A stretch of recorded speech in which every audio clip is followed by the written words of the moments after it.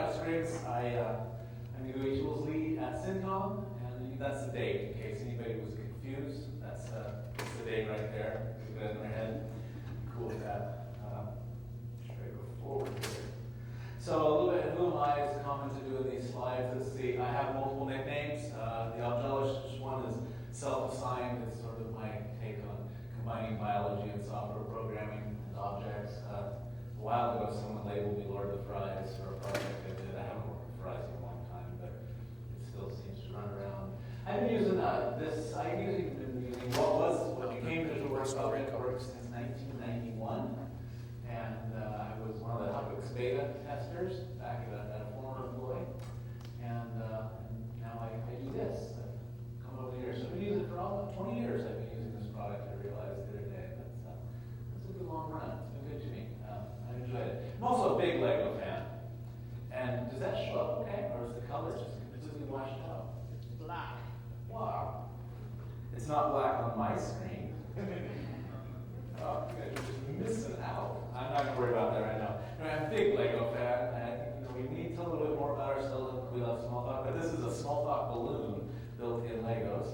And I'm also the kind of guy that would, listening to Dave's Sam Adams talk yesterday, sit down and write a little script for the image to discover just how many selectors in the image have adverbs in them, and there they all are. So if you wanted to kind of get a better feel for what Sam was talking about yesterday, every one of those adverbs shows up in a Smalltalk method in the VisualWorks image. I was impressed by it. There are 65 of them after I filtered out some of the false positives. It was interesting. So yes, I enjoy kind of using the reflective powers of the image and doing cool things with that. So a problem statement. Issues with VisualWorks emulated widget sets. I've been working with this for a long, long time. As Art said, this debate's gone backwards, forwards, frontwards, sideways. They should be things that people are probably pretty clear about. It's a moving target. Windows 3.1, Windows 95 looks a lot different than Windows 7. And even in interim releases such as Lion, Mac OS X Lion will change, will tweak their look and feel inside of minor releases sometimes. And keeping up with that is difficult because you're never done. It's one of those projects, once you commit to, you will be doing forever. It's just hard to find enough manpower to do it. It takes a lot of time to do the screen grabs and look at how all the pixels match up and everything like that.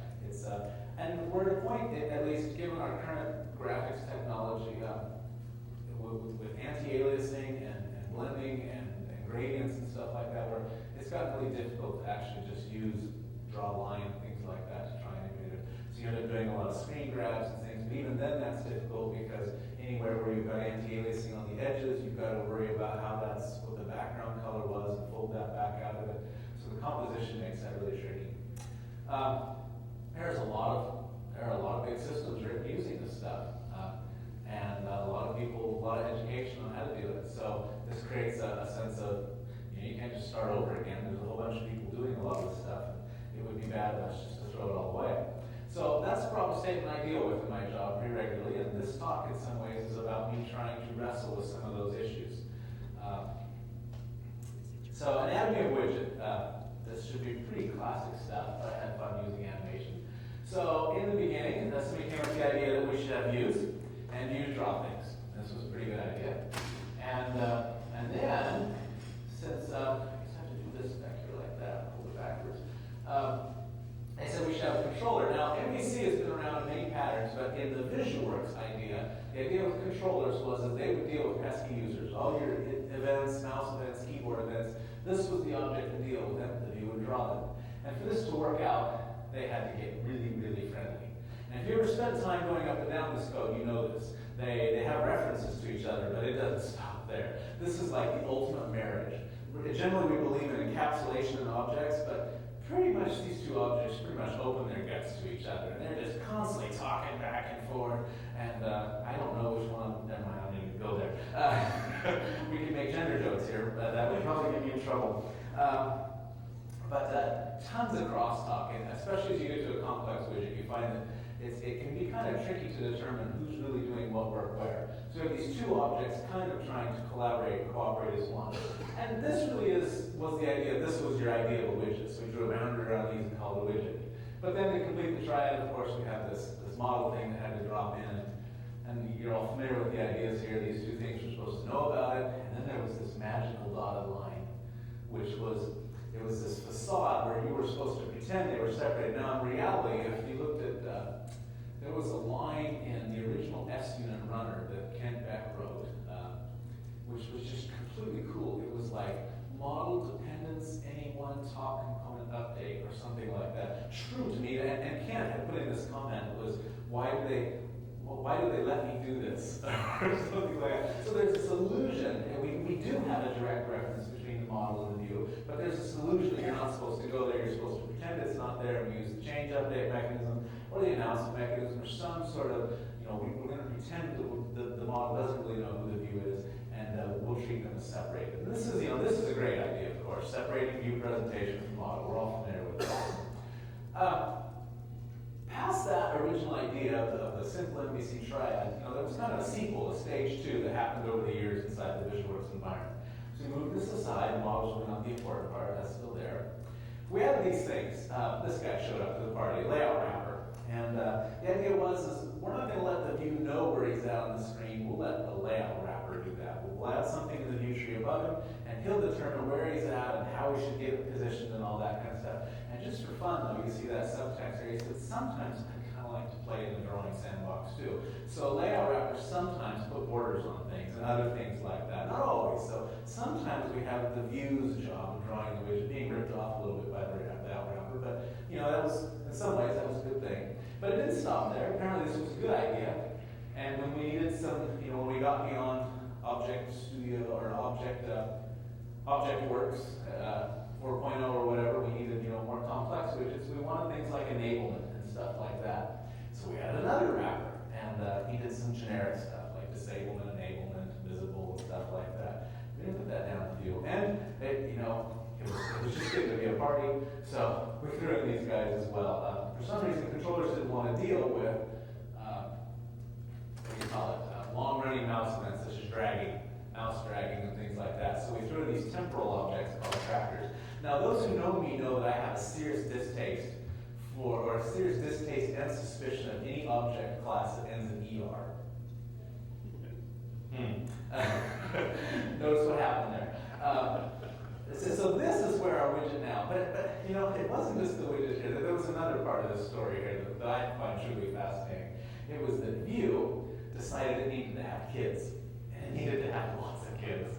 And so it just decided that babies would be a good thing to have. And this was for some good reasons. Some of it is, it's an abstraction. There's lots of widgets to be made. There are buttons, there are checkboxes and things like that. But it really got going after a while, because then we had this brilliant idea that for different kinds of buttons, we should, such as emulating a look on Windows or OS X, we should have different subclasses.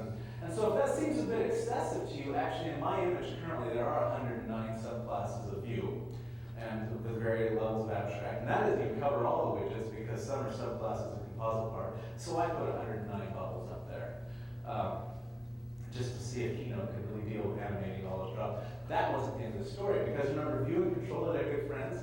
Controller felt he needed to have babies too. So he decided to have some babies. Well, not quite as many, but still quite a few. So this was where this is the story of the VisualWorks widget today. And this is the world I work in, is a world created by this history, so to speak. So, what about all the trackers? I know. There's a whole, the picture's bigger and more complex than that, I agree. But I was tired of doing build animations, so it was fun at first. After 109, it was just copy repeat as fast as I could. So some of the ideas here laid down in the annals of time with MVC and propagated by the VisualWorks model. Some of them didn't quite hold out as well, maybe as we hoped they would in original days. One of the ideas here of this MVC diet was that every widget would have a simple model.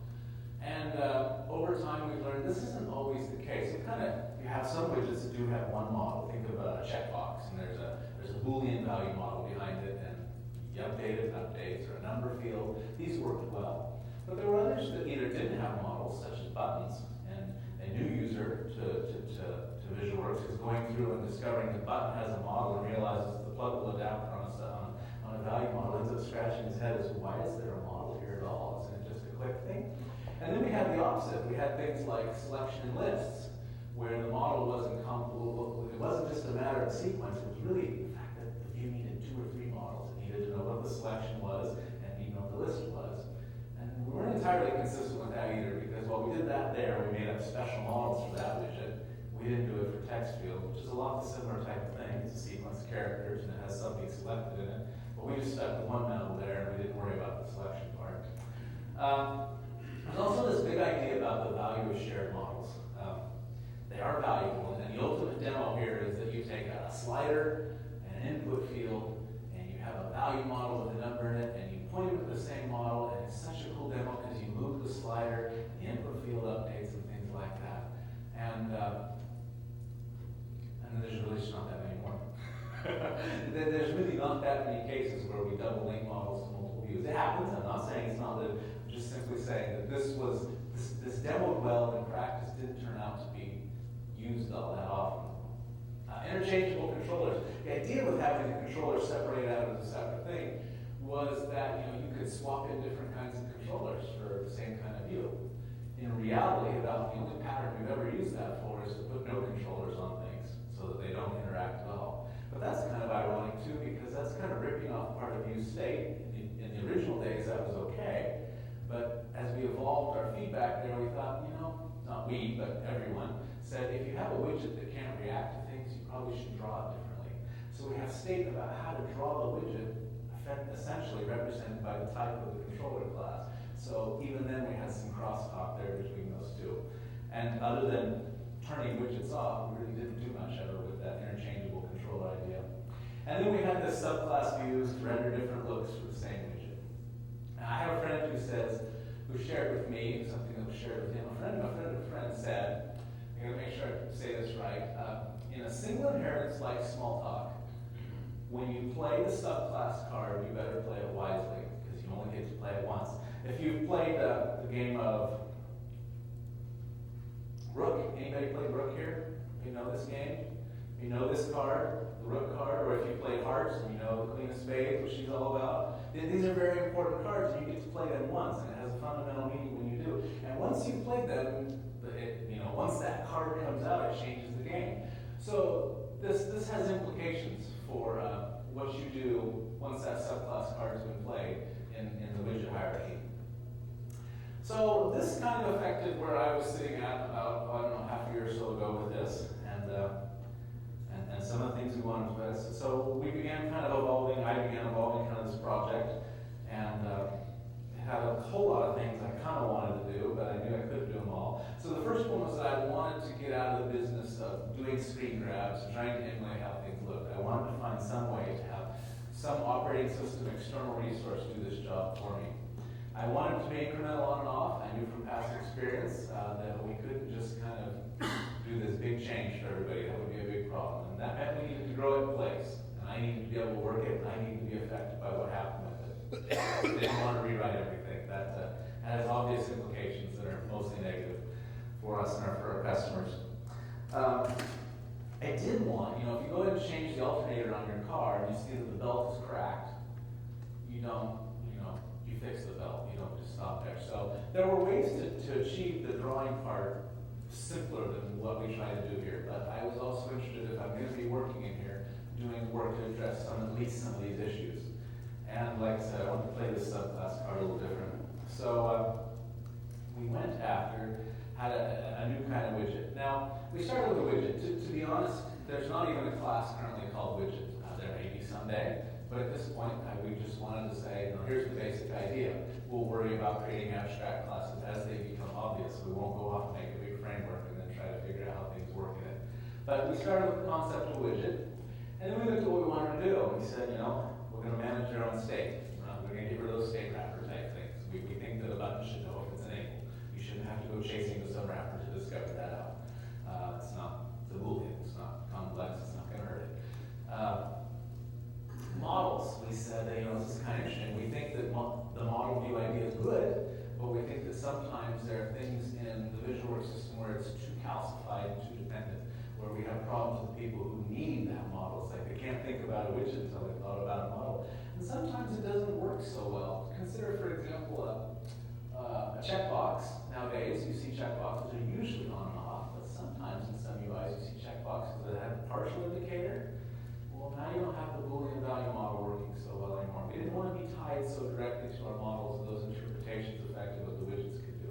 So we wanted the ability for a widget to be able to say, link up to this model and do the right thing, but if you just want to drive it yourself, you have callbacks or whatever, knock yourself out.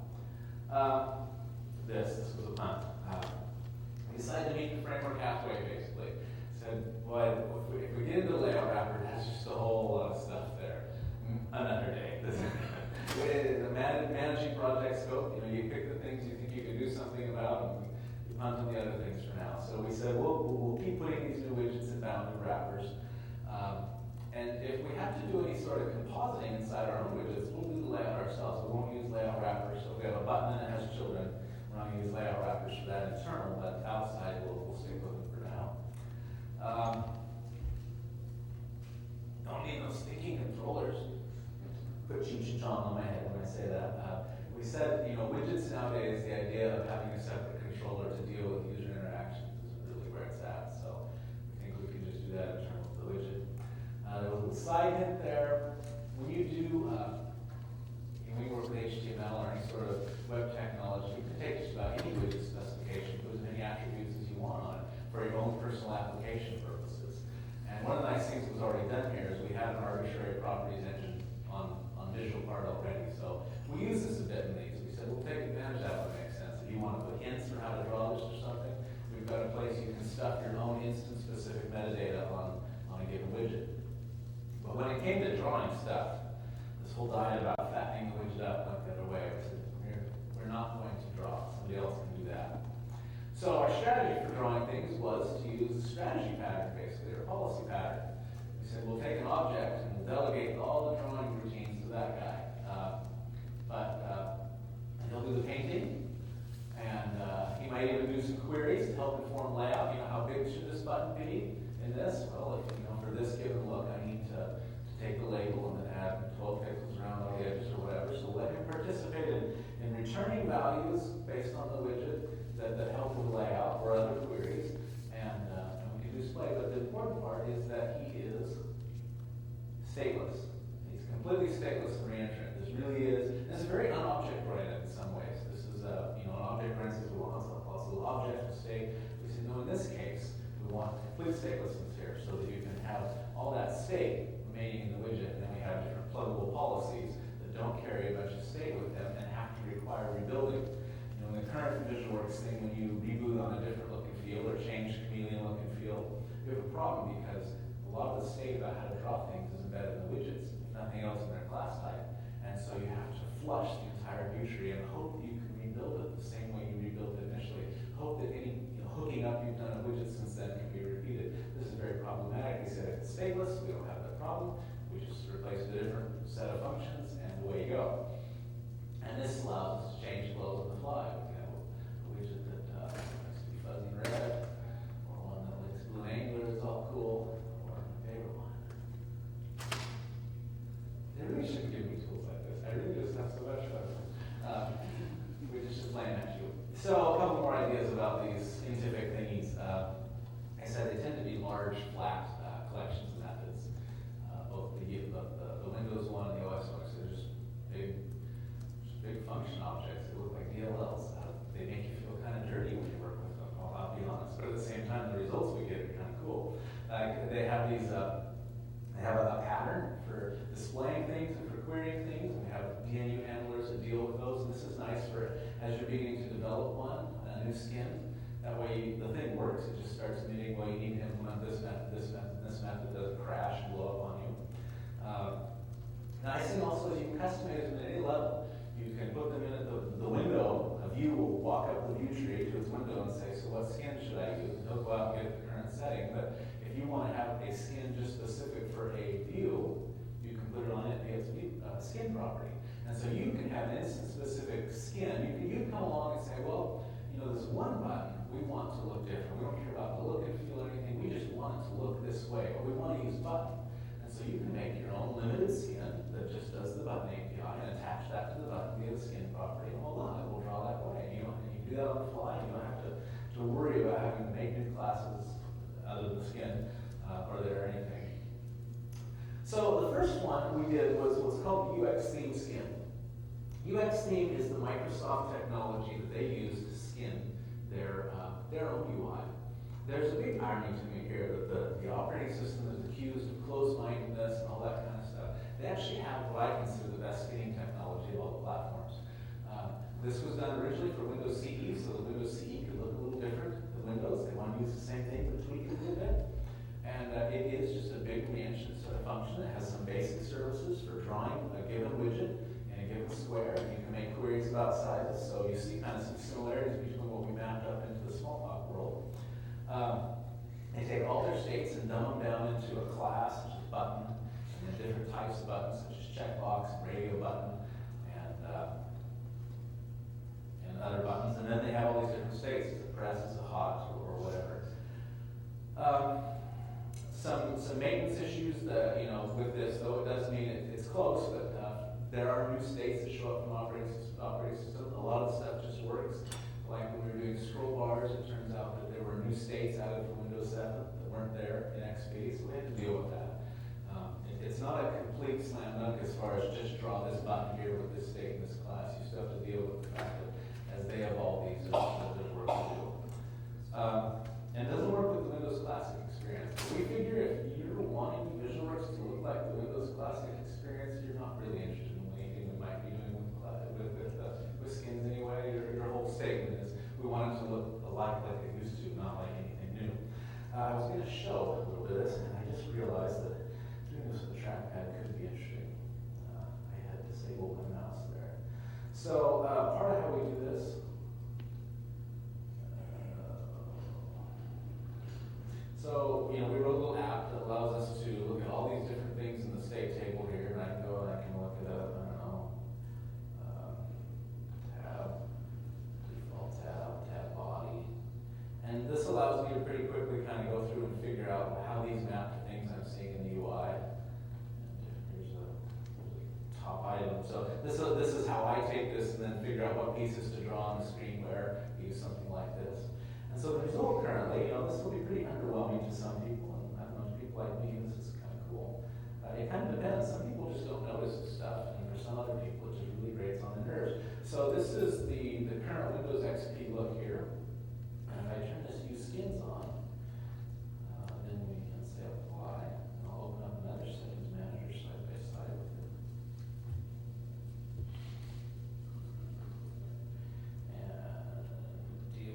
That bug later. Now we get slightly different widgets. We get buttons that look a little different. We have the screen size here to do this as well. So now let's do this here.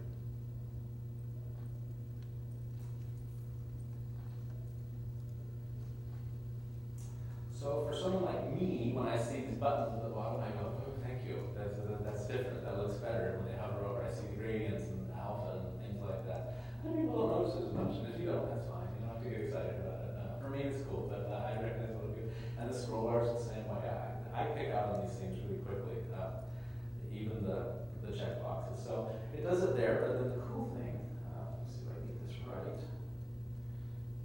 is when I go here, I get the same effect here. And like I say, for the most part, we had to do a little bit of scroll bars, but for the most part, we didn't do any work here to make this work. It just automatically did the right thing based on what the underlying operating system wanted to do by drawing that widget.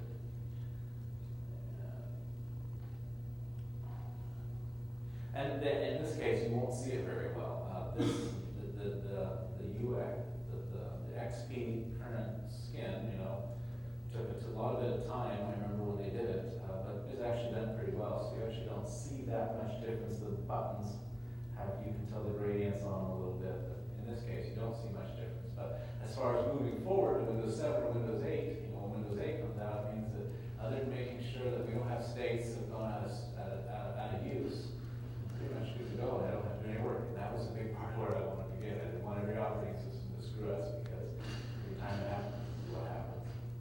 So that's where we're at with the UX theme. That's, like I said, that was kind of the guy that drove this to begin with. So we did some other ones though. did OS X. OS X is not meant to be themable. Apple's not really into that kind of thing. In case you hadn't noticed, they're big into their look and their feel and managing that. But ironically, they do make it kind of easy to do. They just don't publish it. They have all their artwork stored in an artfile.bin. It's a big proprietary database of all the graphics you see. And this has kind of surprised me. I thought I'd see a lot of vector art and things like that. It's all big graphics. People use vector art. Their artists sit down and just load gradients and blurs and all kinds of stuff. And because of that, you need to really cache those images. And they do them all with these 3x3 matrix. It's always a 3x3 matrix of images that then you put together. And sometimes, I should say at most a 3x3 matrix. Sometimes it's a 1x3, sometimes it's a 2x2, but you always have rules for how you put those up to 9 images together. And people who do write OS X theming tools, they know about this file, and they figure out the format to it, and then they make it so that you can read it, decode it, update it, and you can get new OS X themes and make OS X look like Windows 7. Somebody got a great kick out of that, which is so backwards.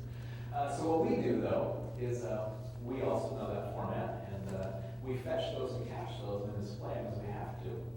And like the UX theme stuff since it's DLL will only work on Windows. This is one thing we lose if we go around the Windows look and feel on OS X. For me personally, I'm willing to give that up to have the better rendering. And the OS X is close to that. It's kind of an interesting problem. I exploited this at some point, because in the OS X world, I'm running 10.7, but I needed to make sure 10.6 and 10.5 were working okay. So what I did in that case was I went to somebody with 10.6 or 10.5 installed. I said, can you send me this file of yours? And then I put it in place, and then I simply pointed my rendering engine at this file instead of theirs, and I got OS X 10.5 on my 10.7 machine, and then I could make sure everything looked fine and was good.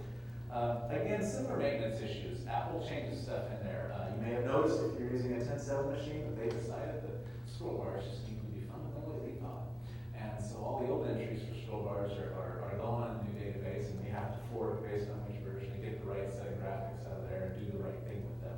Scrolling on the Mac is probably one of the more interesting, challenging things because of their new over-the-content scroll bars. I think I have this running somewhere. And I can show it again. Here it is right here.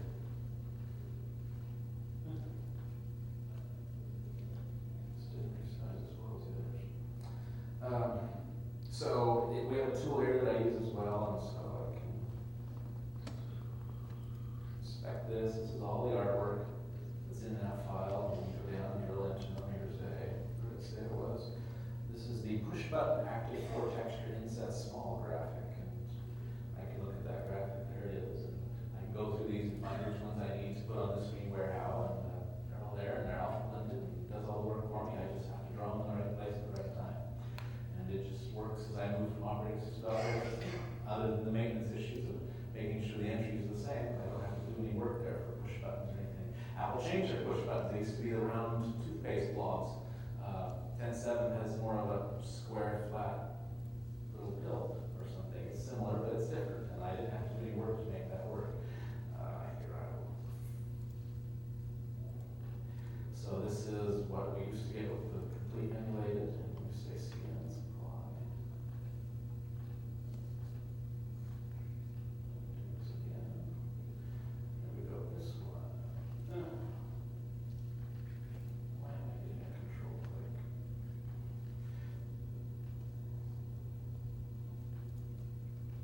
So, since I do a lot of my development on OS X, this is essential for me. I can't handle these old buttons. They drive me nuts. And I really like having the new buttons in VisualWorks as they should be. I like having the new scroll bars, although I don't usually have those turned on because I'm still working those out. I wish I'd done menu buttons. I'd have this view just about completely emulated if I'd done the menu buttons earlier. But for me, this makes a big difference. It makes me feel comfortable and happy. It works. I guess I should show that. I didn't show this earlier, but the browser's going to work. If I click the right button.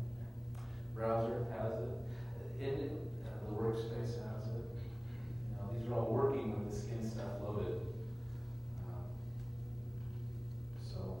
I think we can open all the tools, the file manager, etc. I use the settings tool because it has the most set of actual widgets to compare against each other.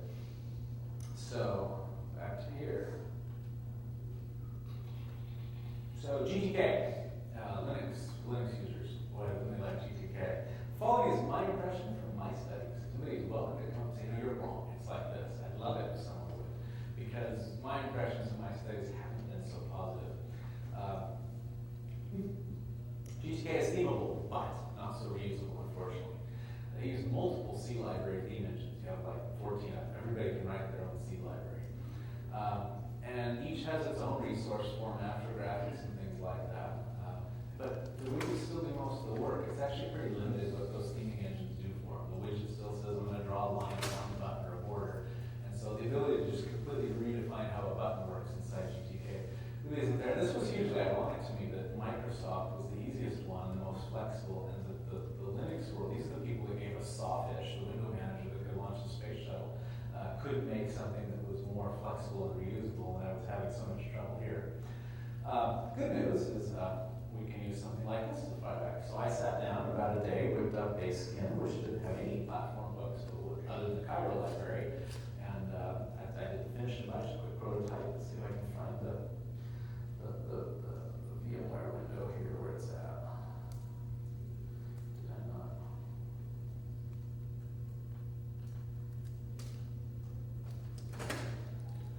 This one big enough for that? No. Here it is. No.